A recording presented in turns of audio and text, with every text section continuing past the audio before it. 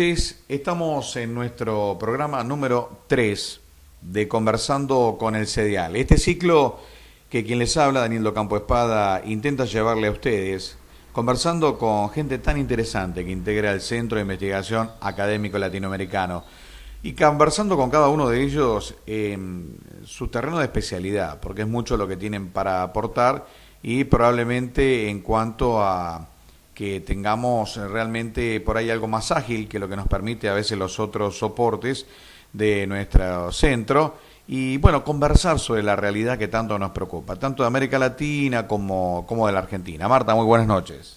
Buenas noches, ¿cómo estás, Daniel?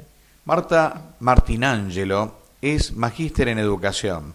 Es una de nuestras principales integrantes del CEDIAL y justamente este tema que le da nombre a su maestría es el área en el que ella se desarrolla y mucho, que es el tema de la educación.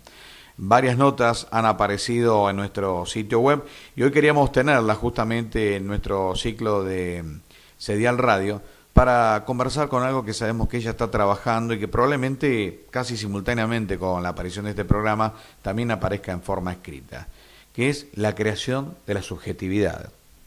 Sí, el desarrollo, la construcción de la subjetividad, por qué somos como somos y por qué pensamos como pensamos.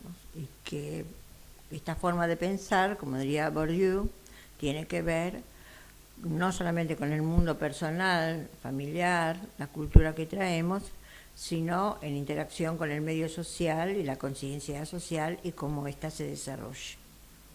Entonces, Vos estuviste trabajando sobre un texto precisamente con el tema del mito de la caverna.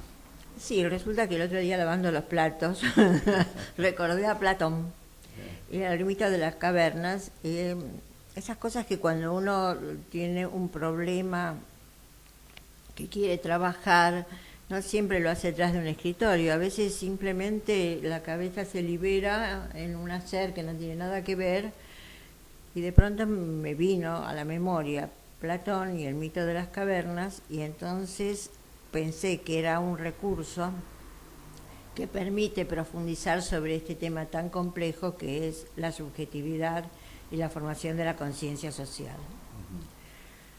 Bueno, Platón hablaba del mito, en el mito de las cavernas, hace una alegoría para explicar lo que no se ve, pero que de alguna manera existe.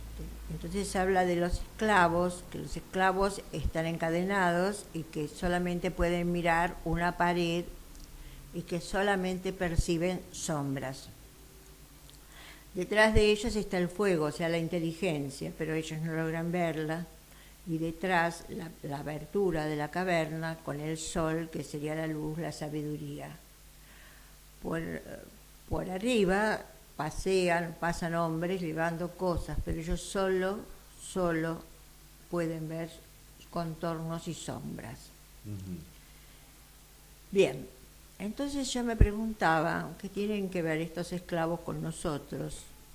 ¿Y dónde estarían las sombras? Y yo creo que aquí es donde empezamos a ver el problema de lo que para Platón es muy importante, que es que los esclavos solo ven las apariencias y los sabios ven la verdad. Entonces, si nosotros, ¿por qué veríamos solamente las sombras? ¿Cómo se nutre nuestra subjetividad para esto? Y se nutre, es un campo muy complejo, se nutre por la propia historia familiar, la propia cultura recibida desde lo individual, desde lo familiar, pero también se nutre del aparato ideológico, que es el Estado. Vos estabas diciendo este tema de la alegoría del mito de la caverna, ¿no? Los esclavos encadenados solo ven sombras, que en realidad son las proyecciones que se producen de los que pasan por la puerta de la caverna. Ese reflejo los hace aparecer inclusive como gigantes, cuando en realidad no son tan gigantes, pero ellos solo ven sombras de gigantes. Entonces están viendo una realidad que no existe, es una realidad construida, es una realidad por proyección. Si quisiéramos hablar metafóricamente, podríamos decir que los medios de comunicación masiva, concentrados, oligopólicos, cumplen hoy ese rol de ser las sombras de la caverna de Platón. Bueno, a eso me refería. Platón lo describe maravillosamente para su época, pero bueno, es un punto central. Hablar de esto, me parece que el mito de la caverna aporta un montón de materiales para empezar a pensar. Es cierto, los medios de comunicación, la educación misma, la historia, por ejemplo, la historia tradicional, el relato tradicional de nuestra historia, que es un conjunto. Una vez mi hijo menor me dijo en forma irreverente: a mí no me gusta la historia porque es una colección de cadáveres famosos. Yo me enojé mucho con él en ese momento porque me sentí muy impotente. Yo quería explicarle que no, que bueno, que había otra historia, que la historia no era solamente la historia de la escuela, pero yo también sentí en ese momento que era real, y yo como educadora tenía que hacerme cargo de cuál era la historia que nosotros estábamos transmitiendo, porque por un lado funcionaba mi mente peronista y por el otro lado San Martín arriba del caballo, San Belgrano con la bandera, y Moreno vivía, digamos, encriptado como fundador del periodismo, cuando realmente Mariano Moreno es el fundador del concepto de patria, claro, junto con Castelli, Monteagudo, Belgrano, que no tenían que ver con la banderita solamente.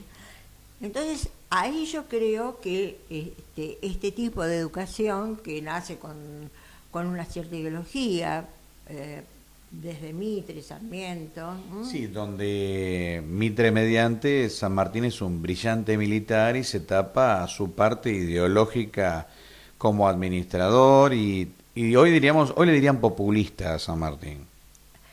Bueno, sí.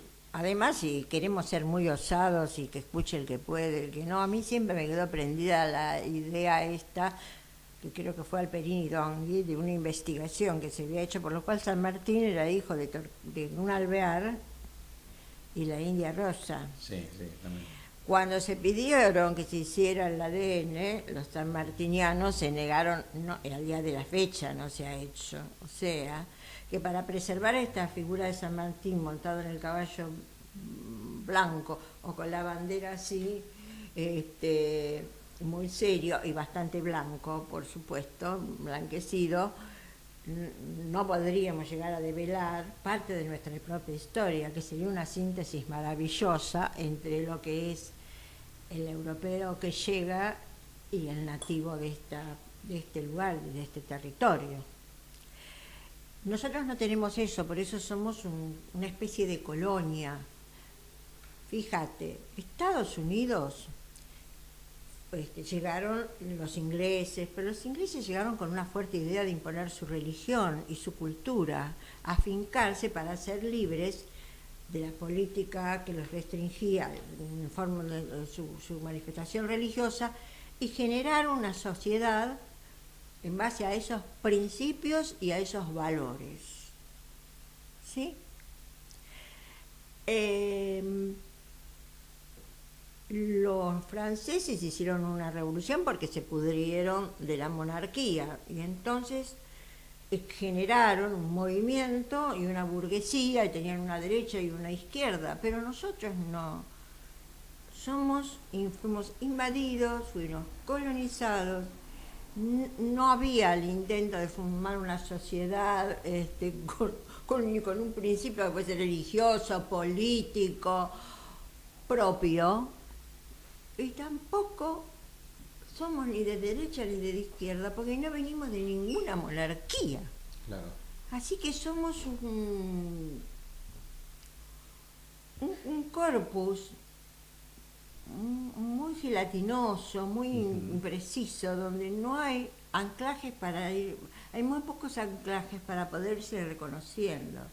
Y yo creo que los primeros anclajes fueron Irigoyen, digamos, desde la época. Vos estás hablando de un anclaje desde el presente, ¿no? Un anclaje de carácter popular. Un anclaje para conformar una identidad popular, una identidad del ser en nosotros, no un yo sobre el otro, que es lo que nos pasa. El gobierno anterior decía: la patria es el otro. Vaya insulto para un pueblo que considera que el otro es un negro que hay que dejar de lado, aunque sea blanco. Sí. Esa es la subjetividad que nos invade y nos atraviesa. Nosotros no tenemos, como diría Gramsci, voluntad, una voluntad de ser como nación, de ser con nuestros defectos y ser con nuestras virtudes. No existe esa voluntad. Eso es lo que yo creo.